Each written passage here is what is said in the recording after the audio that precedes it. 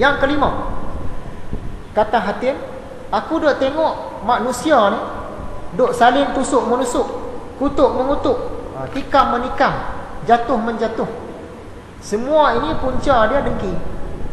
Semua ni punca dia sifat mazmumah lah. Kalau kita kaji dalam mana-mana masalah yang wujud di dunia ni pun mesti ada sifat mazmumah.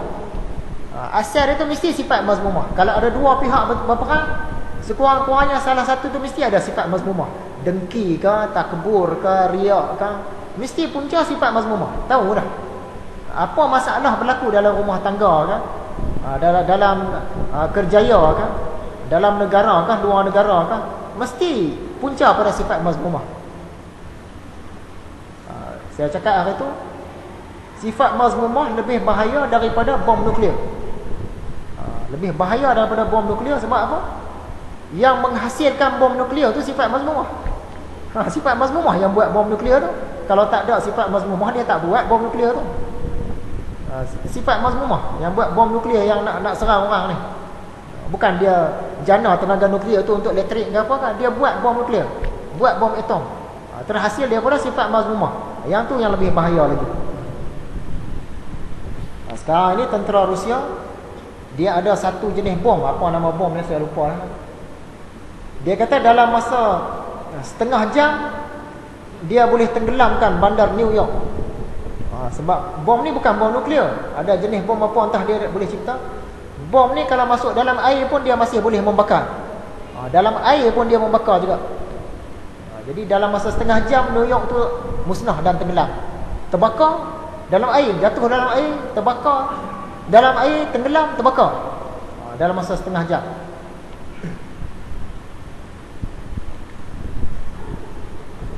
Yang keenam, tak habis tadi.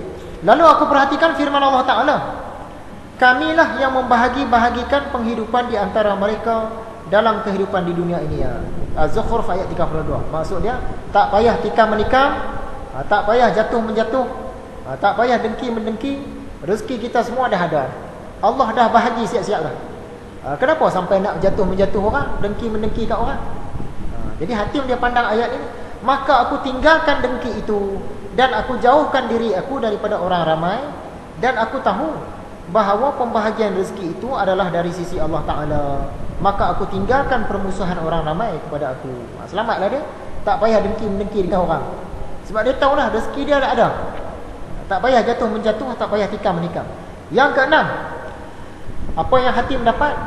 Hatim tengok manusia ni melakukan kedurhakaan dan berperang antara satu sama lain. Tambah-tambah akhir zaman ni. Jadi dia kembali kepada firman Allah Ta'ala, Al-Fatir ayat 6, sesungguhnya syaitan itu musuh kamu, oleh itu perlakukanlah ia sebagai musuh. Maka aku pandang syaitan itu satu-satunya musuhku. Jadi Hatim ni dia ambil cara, dia tak mau bermusuh dengan manusia. Sebab Tuhan cakap musuh kamu syaitan. Jadi dia perangi syaitan. Yang kita duk perang sama-sama manusia, syaitan tu kita tak perang. Hatim ni sebaliknya, dia attack syaitan tu tadi, bukannya kata attack manusia. Yang ketujuh, aku tengok makhluk ni, manusia ni, masing-masing mencari sepotong daripada dunia ini. Lalu ia menghinakan dirinya dan ia masuk pada yang tidak halal daripadanya. Sebab duk kejar sangat dunia ni, dengan cara yang halal tu rasa tak boleh dapat banyak ataupun tak boleh dapat terus, dia guna cara yang tidak halal. Kemudian aku perhatikan firman Allah Ta'ala, dan tidak adalah yang merangkak di dunia ini melainkan rezekinya pada Allah. Maka tahulah aku bahawa aku ini salah satu daripada yang merangkak-rangkak. Dia ibaratkan diri dia seolah-olah haiwan lah. Rezeki dia dah ada dah. Jadi tak payah dia nak cari rezeki melalui jalan yang salah. Jalan salah dia tolak. Kalau sikit pun sikit dah, dia akan gunakan jalan yang betul. Jadi tok guru dia aku ialah memang betul lah. Yang ke-8, aku tengok makhluk ni masing-masing bersandar kepada makhluk. Orang ini bersandar pada barangnya, bergantung dengan harta dia. Orang ini bergantung dengan perniagaannya. Orang itu bergantung dengan perusahaannya. Orang itu bergantung kepada kesihatan badannya. Masing-masing makhluk itu bersandar kepada makhluk. Dia mengambil makhluk sebagai tempat sandaran. Ni nak buat apa ni aku kuat ni. Ni nak berjaya ni kesihatan lah ni. Sebab tu kita kena jaga kesihatan. Dia duk tumpu lebih pada kesihatan tu tadi. Jadi Hatim pun kembali kepada firman Allah Ta'ala. Dan barang siapa menyandarkan dirinya kepada Allah, maka Allah akan mencukupkan keperluannya. Ini kita selalu baca ni, At-Talaq ayat 3. Di Hatim, dia bersandar kepada Allah. Maka aku pun menyandarkan diriku, yakni bertawakal kepada Allah Ta'ala, dan Allah mencukupkan keperluan. Jadi kata Syafiq untuk guru dia, wahai Hatim, kiranya Allah Ta'ala memberikan taufik kepada engkau. Aku telah memerhatikan segala ilmu pengetahuan Taurat. Jadi Syafiq ni dia handal lah perbandingan agama. Dia kaji Taurat, dia kaji Injil, dia kaji Zabur, dan dia kaji Al-Quran. Maka aku peroleh bahawa segala macam kebajikan dan keagamaan berkisar atas 8 masalah ini. Jadi Tok Guru dia mula-mula tadi terkejut. Apa yang kamu belajar dalam tempoh 30 tahun ni? 8 perkara. 8 perkara saja. Ini memang musibah. Rugi masa tu. Tak ajar pun tak apa. Contoh macam tu lah. Bila Hatim jawab 8 perkara tadi, memang betul. Dia kata, dalam Taurat, Injil, Zabur dan dalam Quran pun semua masalah ni berkisar kepada 8 perkara ni lah. Memang betul lah tu. Maksud dia kamu dapat semua lah tu. Barang siapa memakainya, bererti dia telah memakai keempat-empat kitab itu. Jadi Tok Guru Hatim ni tadi, Syafiq, dia akui lah. Memang betul lah. Jadi tanda ulama akhirat yang ketiga,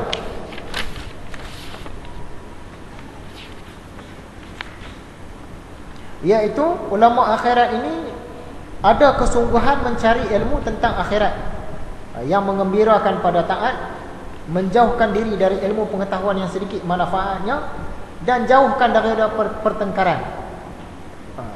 Perkataan-perkataan ini semua ada dalam 8 benda yang Syafiq, yang Hatim cakap tu tadi.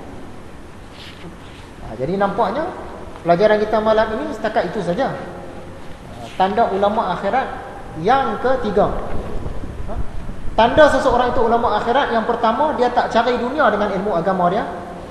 Yang kedua, apa yang dia cakap, yang itulah yang dia buat. Tak bersalahan apa yang dia buat dengan apa yang dia cakap. Yang ketiga, sungguh-sungguh cari ilmu akhirat. Ilmu-ilmu yang kurang bermanfaat ketepikan. Jauhkan daripada pertengkaran.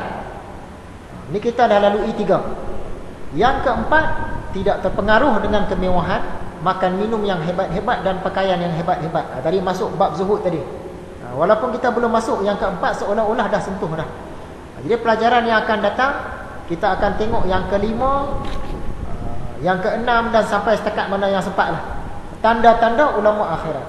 Dan di akhirnya nanti, dengan 12 tanda-tanda ni tadi, kita boleh nilai.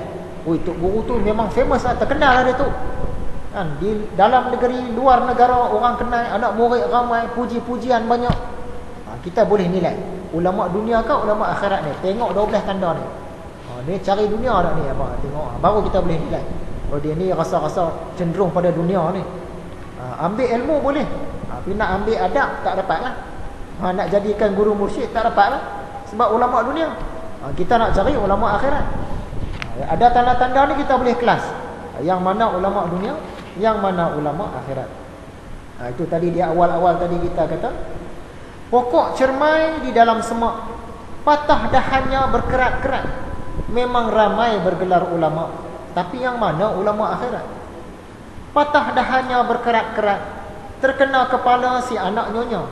Hendak mengenal ulama akhirat, tengoklah pada ciri-ciri. Jadi insya-Allah pelajaran yang akan datang kita sambung lagi. Sekiranya ada salah dan silap, saya mohon banyak-banyak maaf.